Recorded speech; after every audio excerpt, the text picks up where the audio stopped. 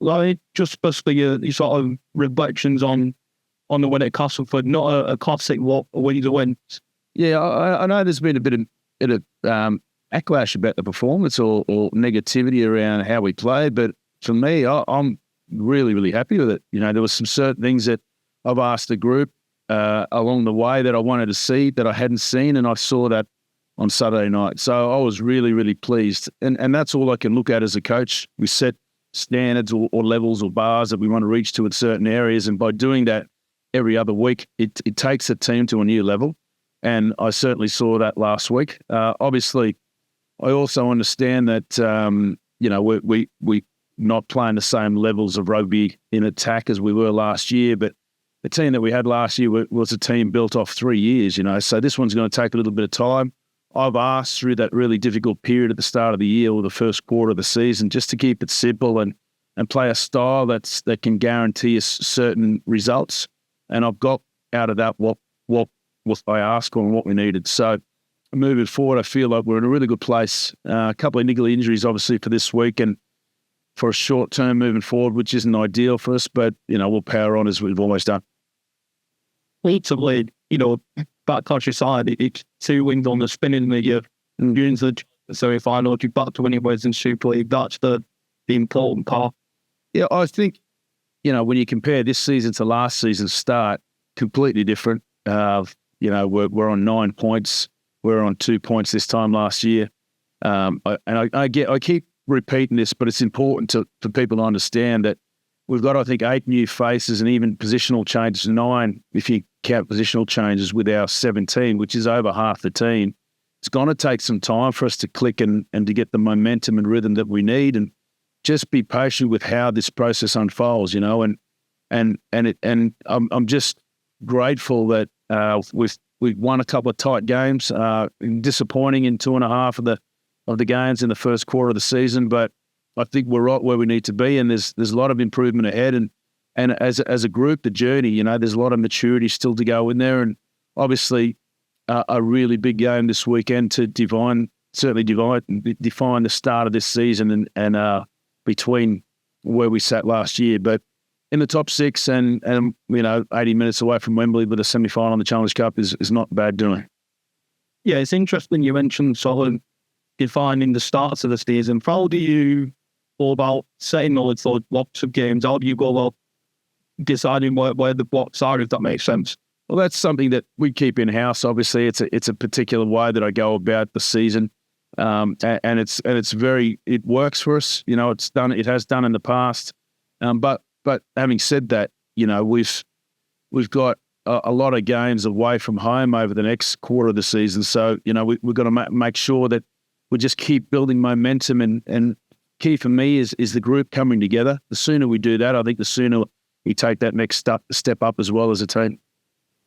Obviously on to Warrington this weekend. What have you made of them so far this season? Maybe not the success they've enjoyed last season so far. Yeah, I think they're not far away from that. They've been a similar path to what we've taken. They've had a couple of upset wins against them, upset defeats at home, both, same as us against Wakefield. They got beat last week by Hull. Obviously, they want to respond to that. So it's a bit inconsistent like us, but, I can't be too concerned about Warrington. We've got our own injuries here and our own consistency that we're trying to improve every week. I mean, it's sort of a dress rehearsal like for the Challenge Cup semi, isn't it? What are you sort of hoping to learn on to that? I think, again, it's just about us. We need to keep winning and the momentum going. I think that's the big part about how we look after the next month of rugby before we head into that semi-final is we can't look too far ahead, but we can just stay present in each week. And this game is Warrington at home here. We had a really tight, close game against them here last year. It's still earlier on in the season, so, consistency is a concern, but we're working hard to try and, nullify that and make sure that we're an 80-minute team. So, but, they've had a loss last week. Some news coming out that they may have 1 or 2 injuries as well. But again, I can't be concerned about them as a group. We've got to keep working hard on us. Yeah, I going to ask you when you've seen the news, George Williams for, and said, yeah, he's obviously a massive loss for them in terms of the player that he is, but that's a bit of a gain for you that he isn't playing against you? Yeah, it doesn't really matter. I think overall this squad's pretty well covered. You know, Rashford will come into that position, or someone else like I think Leyland may be the other option for him, or whoever it is that comes in there will do a similar job as they always have done.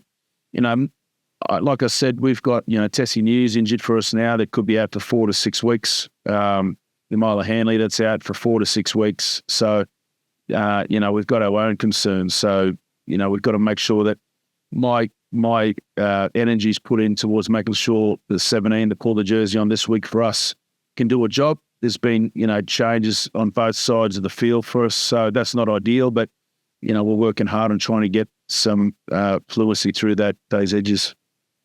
I mean, let's take your injury situation. I mean, you just mentioned Tessie there. What's Tessie done? Not ideal, but again, very similar to what Ethan O'Neill had 2 weeks ago. So it's one of those ones where he'll still be able to keep his load with his running, but he certainly can't get down in a position to defend. So yeah, that's long term. Like I said, with you, Mila Hanley. Sorry about that, mate. Did Tessie pick up during last weekend? Yeah, right towards the end. And Tessie, not many people knew, but Tessie was ill through the whole week really, and nearly pulled out of the game at Castleford. So obviously he played and did a really good job for us, and he's been getting better and one of our outstanding players. But right towards the end there, when I was about to replace him with 15 minutes to go, he just got that slight injury there. So not ideal for us, but like I said, we'll just power. I think you mentioned Ethan O'Neill as well there. Will he be back in contention this weekend? Yeah, well, we're going to give Ethan right up till kick-off to be right. He should be right. He's just got to go through a little bit of contact. So, yeah, we're pretty confident in that. Any sort of more injury news? I think Josh Charnley is again going to give him up to kick-off to play. I mean, that'd be ideal if he'll be right, because that'll just be seamless, move into that left-hand side there with Bailey Hodgson, who will probably go to left centre, but we'll wait and see how that pans out. In just lastly, it's sort of a bit remiss for me to not speak to you without mentioning Yemen Lorna. Thames sealed its move back to Super League and to KR for next season now. Yeah. What's the sort of thinking behind? Because I know when you said when we had the first conversation, you said you'd like to be involved in the conversation with Tom. Why did it not have felt? Well, I think firstly, like what Tom's done for us, I'll be forever grateful for as a coach. With in regards to that Challenge Cup, it's a moment that group will forever have close to our hearts with our fans, and I think our fans have got that real close connection with Tom because of that, and they were hoping for all that to happen. But sometimes things don't work out that way. I talk to Tom regularly on a basis since he's gone home, because I have that relationship with him. And Tom did tell me that he may be looking to head over to the Super League at a time a couple of weeks ago, where I said, well, if that's the case, obviously we'll take a look, Tom. But at the same time, we're speaking to 3 or 4 other players in a similar position. So collectively as a group, we've made a decision that we want to head in a different direction with that. And that's as simple as that. We're obviously, congratulations to Tommy for getting a great deal there. And we'll always be welcome back here to LSV, to the fans. I'm sure they'll sing his name and cheer him when he comes back here. But yeah, collectively as a group, we made a decision to head in a different direction. Yeah, I mean, I'm guessing at your end, the cogs are still turning in terms of your recruitment. How far away do you think you are from getting someone over there? We're not far. It's happening. It's happening every day, on a 24-hour basis. Our man Chris Chester is working really hard on certain players. I think what we do slightly different here to every other club is we take a look at in retention and recruitment. I think we do a pretty good job on identifying 2 things. One is any players that may be available that are not quite there, that we feel that we can bring on, like Tom Amone. I mean, when Tom Amone came to us, he'd only played a handful of NRL games. He was off the bench for us originally for the first year in Championship until one of our front rowers got injured. And we developed Tom to a level where he got to, and I think Hull KR could probably thank us for that, the amount of work that we've done with him on that. And it didn't work out for him in the NRL, and he's come back. But, just on top of, I feel we do a really good job on either finding the next talent that's coming through in that position, or a senior player with experience, and it's those key moments that you've got to choose the right person. So are we looking for youth, or are we looking for experience? That's where we're at as a club, and that sort of information beyond that is probably more in-house. But like I said, we wish him all the best in his ventures at CAS for the rest of this year, and then Hull KR for the next 2 or 3 years. But we're heading in a different direction, which we're pretty excited about as well. Cheers, Lonnie. Cheers, Saturday. Thanks, Ben. I'll jump for you. Hi, how about? Yeah, good, thanks, you. Yeah, no, thank you. Just a real bloody forward pack, if that's all right. Yeah, just a comment on Frankie Holton. He seems to have he's had a really big impact in the last 2 weeks. Obviously, he's been going really well.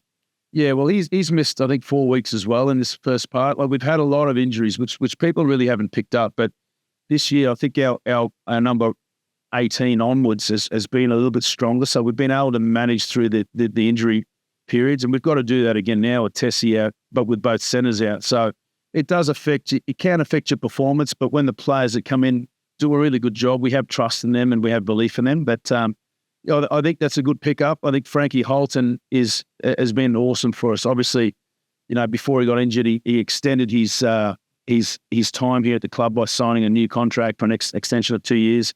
I think, when he's come back and Robbie Mulhern have come back together, they've certainly taken our team to another level. So, Isaac Leo 13 and Ethan O'Neill missed last week. So Ethan O'Neill should be back this week, as we spoke about. So it's a revolving door at the moment, but the players that have come in and doing the job have certainly done a great job with that. And one of the players that sort of came in last week was Aaron Penny. He seemed to have one of his best performances for Leeds. For him about having an opportunity, and he looked like he did so last week. Yeah, absolutely. I've been in clear and direct communication with Aaron on where he is with his injury and what we, needed from him. So he played big minutes the week before in reserve grade, and he's come in here, and we just gave him a real simple game plan. And one with you, I thought he was outstanding and definitely, changed the complete outlook and impact that our bench brought into the field last week. And I think he dragged a few of the players with him. So, we're hoping to get that from Aaron each week. He is a quota. He's an important part of our team and squad, and he needs to be doing that every week. So the challenge for Aaron this week is to double that up and go again. He can't be just a one-off. But he's aware of that, and I think he's up for the challenge. So he needs to be, because Warrington are a very big pack. And just quickly, if you don't mind, what's the cover on Brad Dwyer? Obviously, the competition there for the interchange hooker between him and Matt Davies. How is Brad Dwyer sort of take on that challenge and sort of having to be patient almost for his opportunities? Yeah, I think with Brad, he's obviously been around for a long time, and there is pressure coming from different angles. Not only is there Matty Davis that's put pressure on at 9, but Ben McNamara too, who I think can play 9, and that's his position. So I'm keen to give Ben an opportunity at some stage. But there's clear communication with Brad and what I want to see him do slightly different and better. And he's aware of that. And I know he played big minutes in reserve grade on the weekend, and feedback we've got is that he's done an incredible job there, and certainly led the team with experience and by the front and played some good rugby. So his headspace is in a good place with that. And, if he keeps that up, obviously there's going to be pressure on trying to get him back into the team. So that's, the role of the coach and how players respond. And we're getting that here, So it's about clear communication and making sure that every player understands where they currently sit and for what reasons.